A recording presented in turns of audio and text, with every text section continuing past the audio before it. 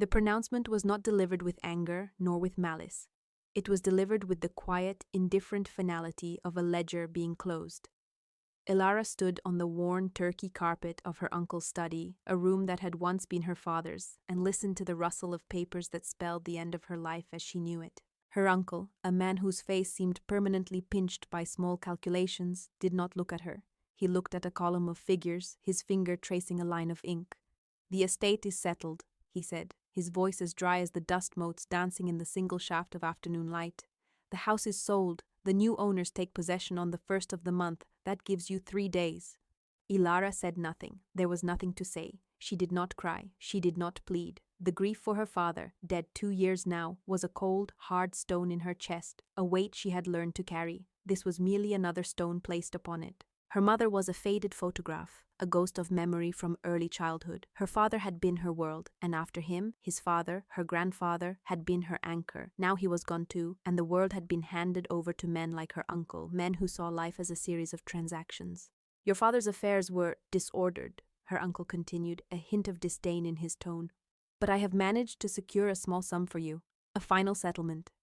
He pushed a thin envelope across the polished mahogany desk. It slid to a stop near the edge. "It is more than fair, under the circumstances."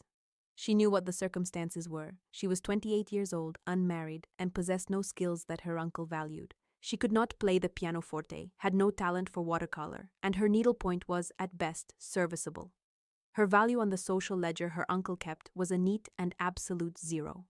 What she did possess were the things her grandfather, a surveyor and master stonemason, had taught her. She knew the heft of an adze and the bite of a well-sharpened saw. She could read the land like a book, understand the language of water and stone, and fix nearly any mechanical thing that had been broken. In her hands, a set of calipers or a vernier scale spoke a clearer truth than any words her uncle had ever uttered. These were skills of the hand and the eye, skills of competence, and in her uncle's world, they were worthless for a woman. She reached out and took the envelope. She did not open it. She could feel the meager sheaf of bills inside, an insult wrapped in paper. Her gaze drifted past her uncle to the mantelpiece, where a small, heavy object of polished brass sat. It was her grandfather's plumb bob, perfectly balanced, a teardrop of dense metal on a fine braided cord. It was the first tool he had ever placed in her hand, teaching her how its unwavering point, guided by the pure force of the earth, would always show you what was true. It was her inheritance, the only thing she truly wanted. "I will take that," she said, her voice quiet but firm. Her uncle glanced up, his eyes briefly registering the object and dismissing it. "A trinket. Take it. Your belongings must be packed by morning. I have arranged for a cart to take you to the stagecoach station." Ilara nodded, turned, and walked out of the study. She did not look back. She went to her small room and packed a single, sturdy canvas satchel. She laid out her father's worn leather work gloves, a small whetstone, a spool of waxed thread and a set of needles, a change of sturdy clothes, and the small tin of her grandfather's drawing instruments. Lastly, she went back to the study. Her uncle was gone. She took the plumb bob from the mantel. Its weight in her palm was a comfort, a solid physical connection to the man who had taught her that the world was a thing to be built, not just owned. She wound the cord neatly around its body and placed it in her bag. The house was already a tomb, filled with the ghosts of love and competence. She was ready to leave. The next morning, she was gone before the sun crested the hills. She did not take the cart. She did not go to the stagecoach station. To do so would be to follow a path laid out by her uncle, another entry in his ledger. Instead, she walked out of the town on the old service road, the one that led west into the sparsely settled hill country. The envelope from her uncle was tucked deep in her pocket. It held $97. An insulting pittance for a life, but a fortune for a ghost. She walked for 3 days. The sun baked the dust on the road, and the nights were cold enough to make her teeth ache. She ate the dried jerky and hard biscuits she had packed, refilled her canteen at streams that ran clear and cold, and slept rolled in her blanket under the vast, uncaring canopy of stars. She was an island of quiet determination in an ocean of wilderness. Her grief was a constant companion, but out here under the open sky, it felt different. It was less a weight in her chest and more a part of the landscape itself, vast and silent and enduring. Her grandfather's voice was a whisper in her memory, reminding her to read the contours of the land, to note the flow of water, to understand the bones of the earth beneath her feet. On the evening of the third day, she came upon a crossroads settlement that was little more than a dusty tavern, a blacksmith's forge, and a general store with a sagging porch. Smoke curled from the forge's chimney, and the ring of a hammer on an anvil was a welcome, rhythmic sound. She went into the store, the bell above the door announcing her arrival with a rusty jingle. The air smelled of salt pork, leather, and dry goods. 2 men in dusty coats were leaning on the counter, talking to the proprietor. "He's a fool to even ask 100 for it," one of the men said, spitting a stream of tobacco juice into a nearby bucket. "The railroad went bust 20 years ago. Nothing out there but rot and rust. The crossing's a ghost." The proprietor, a heavy-set man with a stained apron, shrugged. "The county owns it now. They just want it off the books. The deed includes the old depot, the water tower, and 5 acres astride the creek. It's worthless, but it's land." Ilara stood by a barrel of nails, listening. She felt a flicker of something in her chest, a strange resonance with the words, a ghost of a place, rot and rust, worthless. "What crossing?" she asked, her voice startling them. The men turned, their expressions a mixture of surprise and dismissal. They saw a young woman, slender and tired, with dust on her clothes and a deep weariness in her eyes. The proprietor answered, his tone condescending. "The old Cinder Creek line was supposed to connect the quarries to the river, went bankrupt before it was half finished. The depot they built out at the crossing has been sitting empty ever since. Some say the fellow who built it, Silas Croft, haunts the place. Died out there, broke and alone." Ilara's hand went to her pocket, her fingers touching the crisp edges of the bills. "Where is the county office?" she asked. The man laughed. "Thinking of buying it, missy? There's nothing there. The roof is gone, the windows are smashed, the tower's probably about to fall over. It's a pile of stones and bad luck." "Where is the office?" she repeated, her voice level. He pointed a thick finger down the road. "Courthouse in Miller's Bend, 10 miles east. But you'd be throwing your money away." She bought a small sack of flour, some salt, and a block of lard, the purchase depleting her funds by a few precious dollars. The next morning, she walked the 10 miles to Miller's Bend. The county clerk was a younger version of her uncle, a man with ink-stained cuffs and a perpetually bored expression. When she asked about the Cinder Creek property, a smirk played on his lips. "That folly? Yes, it's for sale. The county is asking $50, as is." He leaned back in his chair, clearly amused. "You understand, as is means it's a complete ruin, don't you?" "I do," Ilara said. She took the envelope from her pocket, counted out $50, and placed the bills on the counter. The clerk's smirk widened into a grin as he counted the money. He filled out the deed with a flourish, the scratch of his pen loud in the quiet office. He clearly thought it was the best joke he had seen all year. "There you are," he said, sliding the paper across to her. "You are now the proud owner of the Cinder Creek Depot. Try not to get crushed when it falls on you." Ilara folded the deed, placed it in her satchel, and walked out without another word. She now had $42, a sack of flour, and the deed to a pile of stones and bad luck. For the first time in days, she felt a sliver of something that was not grief. It was grim, desperate resolve. She was no longer a ghost in someone else's house. She was the owner of a ruin. It was a start. She followed the clerk's directions, leaving the main road and taking a deeply rutted track that wound its way north, following the diminishing trace of the old railroad bed. The path grew fainter and fainter, the steel rails long since salvaged, the wooden ties rotting into the earth. After several hours, the land began to change. The ground sloped down into a wide, shallow valley carved by a creek, its water running low and clear over a bed of smooth gray stones. And there, on a raised embankment on the far side, she saw it. The storekeeper had not been lying. The depot was a skeleton. The main roof had collapsed inward, leaving the central hall open to the sky. The windows were gaping, sightless eyes. Beside it, the water tower stood like a lonely sentinel, its wooden tank weathered to a silver gray, its thick support timbers streaked with rust from their iron fittings.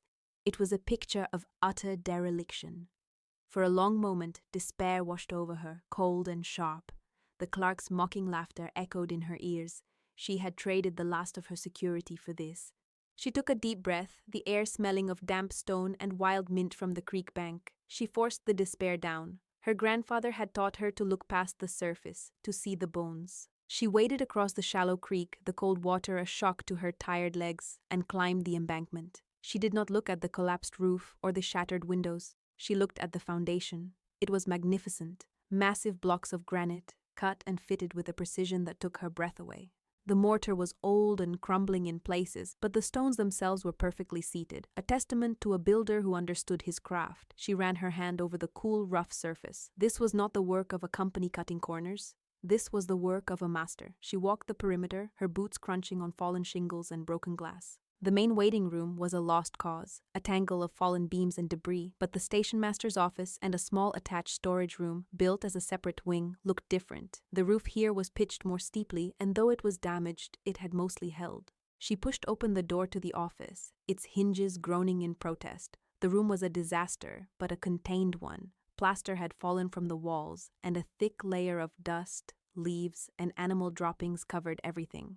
But the floorboards, made of thick oak, were mostly sound, and the stone fireplace in the corner was intact. This would be her shelter. This was defensible. For the next week, she worked from sunup to sundown. She hauled the fallen debris out of the office bucket by bucket.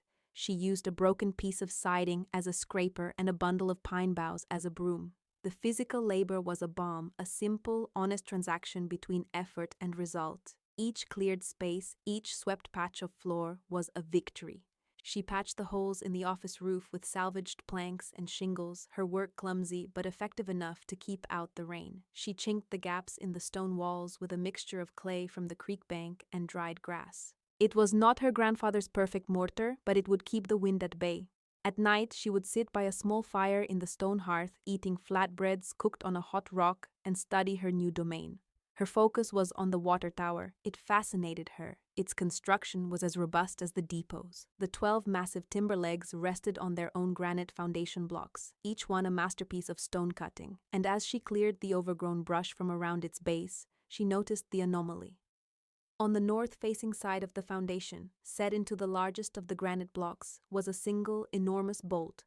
Unlike the iron fittings on the tower's legs, which were scaled with orange rust, this bolt was a dull, greenish brown. It was made of bronze. Its hexagonal head was nearly 3 inches across, and it wasn't holding anything. It was simply there, flush with the stone, a strange, deliberate imperfection in the otherwise flawless masonry. It drew her eye, a question posed in metal and rock. She tried to turn it with her hands, but it wouldn't budge. It was seated as firmly as the stone itself. For days it vexed her. She would finish a task at the depot and find herself drawn back to the tower, staring at the bronze bolt. It was a lock. It had to be, but she had no tool large enough to turn it. She thought of the blacksmith at the crossroads, but that was a day's walk, and she was loath to ask for help, to reveal her potential discovery to anyone. Her grandfather's voice echoed in her mind. If you don't have the right tool, make it. She looked at the wreckage around her. There were rusted iron tie plates, broken lengths of rail, and the heavy iron bands from the water tower's tank. She needed a wrench, a massive one. She had the forge in her own fireplace. She had the bellows from the station master's office, its leather, cracked but repairable with her needle and waxed thread. She had the iron. She had the knowledge of tempering steel that her grandfather had shared with her, learned from his own father who was a blacksmith. It was a long shot, a task that would push her skills to their absolute limit. It took her 4 days of grueling work. She built up her fire, using the broken furniture for fuel. She repaired the bellows. She used a heavy chunk of granite as an anvil and a broken axle from a baggage cart as a hammer. It was brutal, clumsy work. She heated and hammered a thick iron tie plate, folding it, shaping it, slowly, painstakingly, into the form of a massive, crude wrench. Her arms ached, her hands were blistered and burned, but she did not stop. On the evening of the 4th day, she quenched the glowing metal in a bucket of creek water. It hissed and steamed, and when she pulled it out, she held a heavy, ugly, but functional tool. The next morning, she took the wrench to the water tower. Her heart hammered against her ribs. She fitted the tool over the bronze bolt head. It was a near-perfect fit. She put her entire weight into it, her muscles screaming in protest. For a moment nothing happened. Then with a deep, grating groan that seemed to come from the center of the earth, the bolt began to turn. It was stiff, fighting her every inch of the way. She turned it a full rotation, then another. After the 3rd rotation, she heard a heavy, solid clunk from within the stone. She pulled on the granite block that held the bolt. It didn't move. She pushed. Nothing. Frustrated, she sat back, her gaze tracing the seams around the stone. her grandfather's plumb bob. It will always show you what is true. She took it from her satchel. The brass was cool in her hand. She unwound the cord and held it up, letting the point hover just inches from the face of the foundation. She moved it along the mortar lines. At the top of the block, the line was perfect. At the bottom, perfect. But along the left side, the line was off. The block was infinitesimally tilted. It wasn't meant to be pulled or pushed. It was a hinge. She went to the right side of the block and pushed. With a low scraping of stone on stone, the massive granite block swung inward, revealing a dark square opening. A wave of cool, dry air, smelling of dust and time, washed over her. She peered into the blackness. It was a small, stone-lined chamber, no bigger than a closet, and inside, stacked neatly against the back wall, were several small, heavy wooden chests. On top of the chests sat a thick, leather-bound ledger. Her hands trembled as she reached in and lifted out the ledger. It was heavy, the leather dry but perfectly preserved. She carried it back to her small room in the depot, her legs unsteady. She lit a tallow lamp and sat down at the simple table she had built, placing the book before her. With a deep breath, she opened it. The first page was a title, written in a bold, elegant script. The Works and Follies of Silas Croft, Engineer and Accounting. The ink was faded but clear. She turned the page. It was a journal, a logbook, and a confession all in one. Silas Croft had been the chief engineer and surveyor for the Cinder Creek line. He wrote with the precision of a man who dealt in measurements and hard facts, but beneath the technical details was a current of deep passion and deeper betrayal. He had designed the line, the bridges, the culverts, and this very depot, his masterwork. He had specified the materials, the methods, the standards. He had poured his soul into it. But his partners in the East, the financiers, had been men like her uncle. They saw only the ledger. They had cut corners behind his back, buying cheaper steel, using less cement, hiring unskilled labor.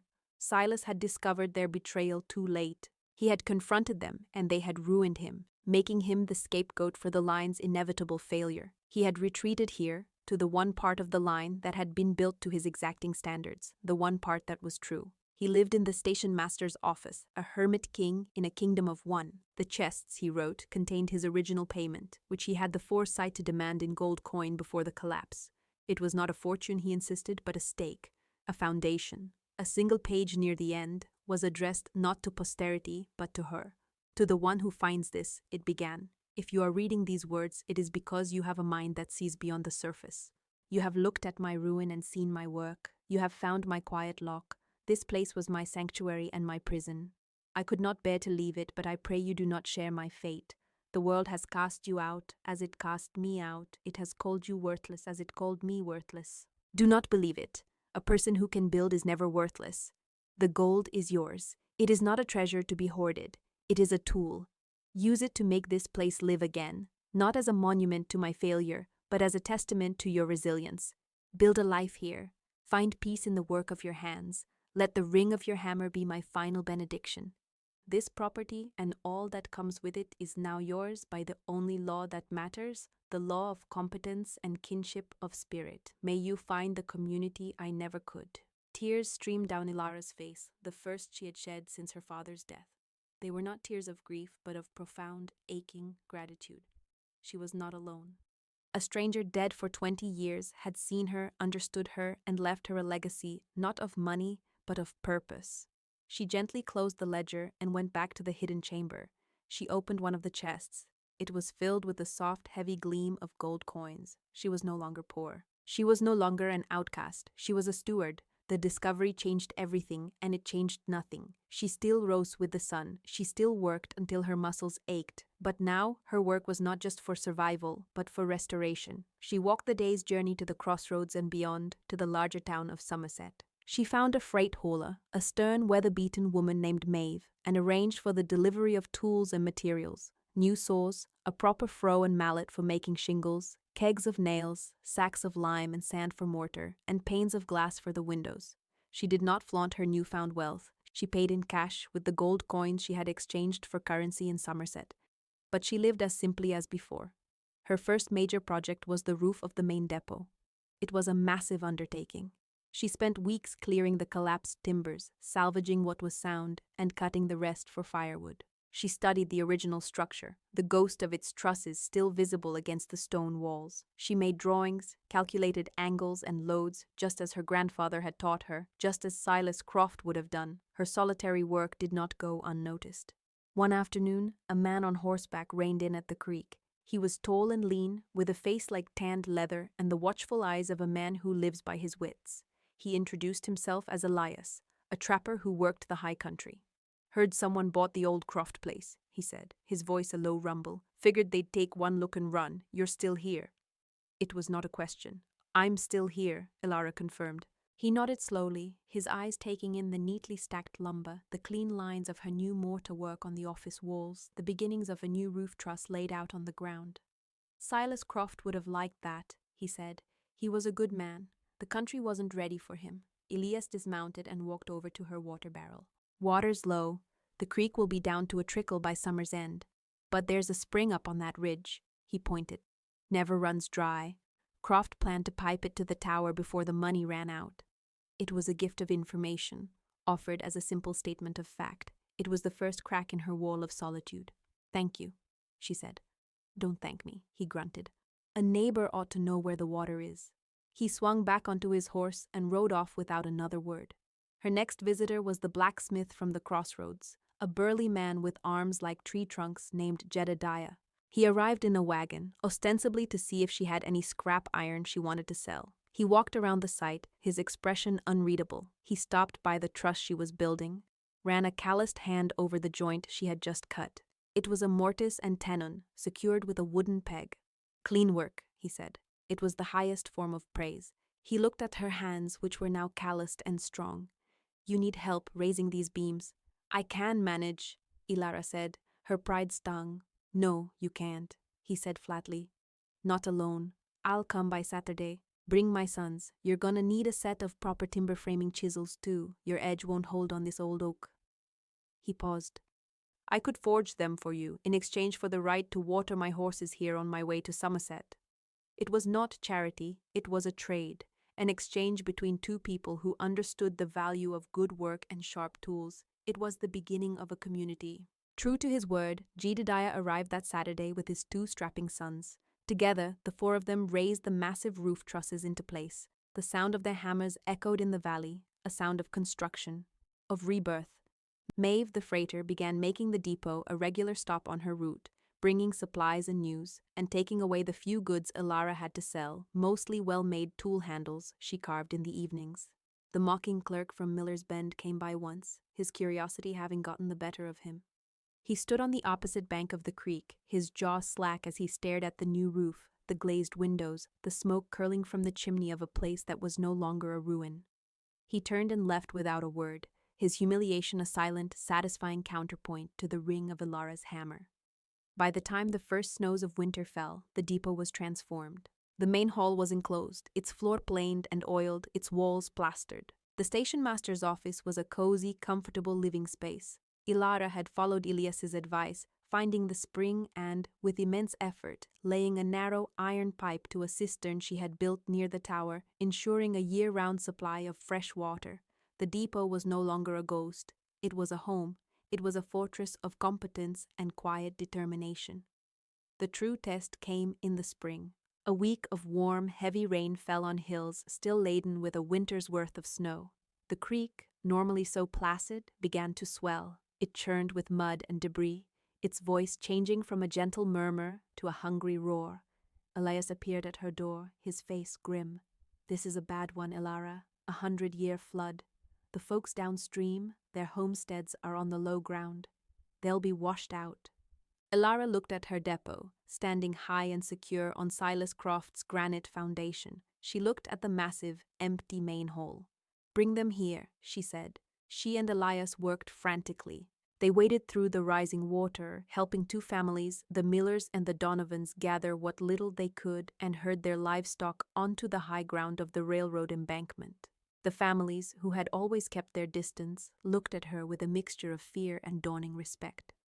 They sheltered in the depot's great hall, their children sleeping on blankets near the huge stone fireplace Ilara had restored, their animals safe in a paddock she had fenced. The creek crested that night, a raging brown torrent that tore at the banks and swept away trees. The water licked at the base of the depot's foundation but could not touch it. The structure stood firm, a rock in the flood, a sanctuary built by one outcast and restored by another. She stood at the window, watching the water, feeling the deep, unshakable strength of the stone beneath her feet. She had not just restored a building, she had fulfilled a purpose. She had provided shelter. She had become the community Silas Croft had longed for. When the waters receded, leaving behind a landscape of mud and devastation, the work of rebuilding began again. But this time, she was not alone. Jedediah and his sons helped the downstream families raise new cabins. Maeve hauled lumber free of charge. Elias shared his knowledge of the land, showing them where to build to be safe from the next flood. And Ilara's depot became the heart of it all, a place to gather, to plan, to share a meal. They were a small, strange community, bound not by law or church, but by mutual respect and the shared experience of survival. Years passed. The Cinder Creek Depot became a landmark, a symbol of resilience. It was a way station, a post office, a gathering place. Ilara became a quiet pillar of the community she had accidentally forged. She never married, finding a deeper companionship in her work and in the steady, respectful friendships she had built. She was no longer the outcast, the ghost, the worthless woman. She was Ilara of the creek crossing, a builder, a steward, a neighbor. One clear autumn evening, she sat on the porch she had added to the front of the depot, looking out over the peaceful valley. The creek murmured its gentle song, the air smelled of pine and curing hay. In her workshop, her grandfather's brass plumb bob hung from a peg on the wall. Next to it hung a small, intricately carved wooden gear, one of the few personal effects she had found in Silas Croft's chests. The two objects, one from the man who gave her the skills, and one from the man who gave her the purpose, represented the twin pillars of her life. They were her true inheritance. She thought of the $97 her uncle had given her, the insulting pittance meant to cast her off forever. She had used 50 of those dollars to buy this ruin, this pile of stones and bad luck. She looked at her home, at the lights of her neighbors' cabins twinkling downstream, at the solid, enduring strength of the world she had built with her own two hands. It was, she knew with a certainty, as deep and true as the pull of gravity on a plumb line, the best money she had ever spent.